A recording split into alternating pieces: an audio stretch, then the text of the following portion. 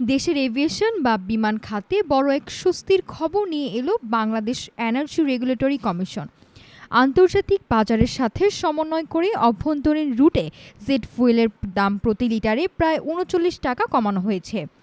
শনিবার রাত ১২টা থেকেই কার্যকর হওয়া এই নতুন দাম বিমান ভাড়ার ওপর কোনো ইতিবাচক প্রভাব ফেলবে? আকাশপথের যাত্রীদের জন্য মে মাসের শেষে এসে মিলল বড় এক সুখবর। রেকর্ড দাম বাড়ার পর এবার এক ধাক্কায় বেশ খানিকটা সস্তা হলো উড়োজাহাজের জ্বালানি বা জেট ফুয়েল। শনিবার বিকেলে এক বিজ্ঞপ্তিতে বিইআরসি জানায়, আন্তর্জাতিক বাজারের প্ল্যাটস রেটের গড় মূল্য বিবেচনা করে এই দাম কমানোর সিদ্ধান্ত নেওয়া হয়েছে।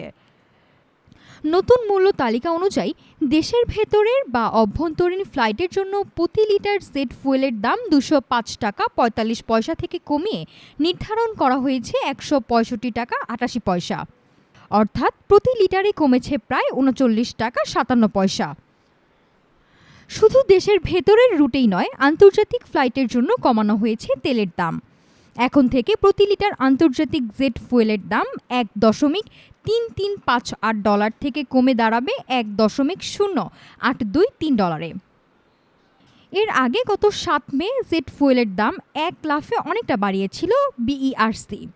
তবে এই সপ্তাহের ব্যবধানে এর বড় পতনকে এভিয়েশন খাতের জন্য বেশ ইতিবাচক হিসেবেই দেখছেন সংশ্লিষ্টরা।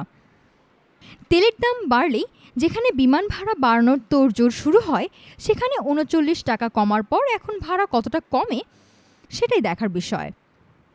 নাফিস সামিয়া, ঢাকা টুডে।